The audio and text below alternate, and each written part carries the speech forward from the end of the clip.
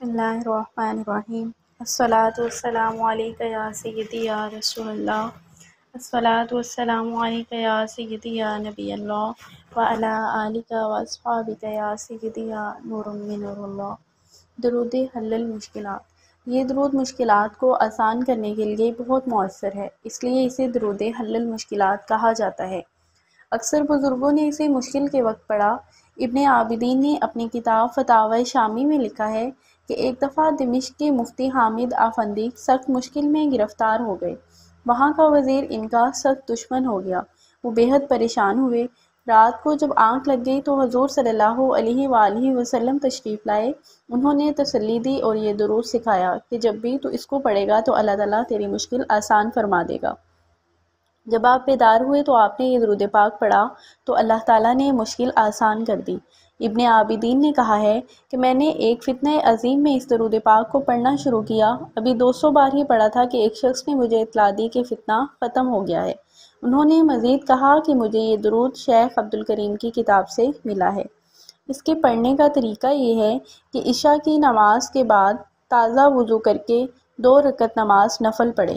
پہلی رکعت میں سورۃ فاتحہ کے بعد سورۃ قل یا ایھا الکافرون اور دوسری رکعت میں سورۃ فاتحہ کے بعد سورۃ اخلاص پڑھے۔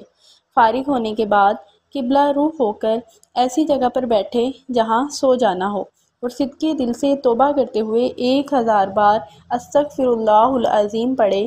اس کے بعد دوزانوں مؤدبانہ بیٹھ کر یہ تصور باندھ لے کہ حضور صلی اللہ علیہ وآلہ وسلم کی بارگاہ رسالت میں حاضر ہوں اور پھر مسلسل اس درود پاک کو پڑھتا رہے۔ جب نیند کا غلبہ ہو تو اسی جگہ پر سو جائے اور جب پچھلی رات جاگے تو پھر اسی جگہ مؤدبانہ بیٹھ کر صبح کی نماز تک درود پاک پڑھتا رہے اور پڑھتے وقت اپنی حاجت کا تصور کرے۔ انشاءاللہ ایک رات میں یا 3 راتوں میں حاجت پوری ہو جائے گی۔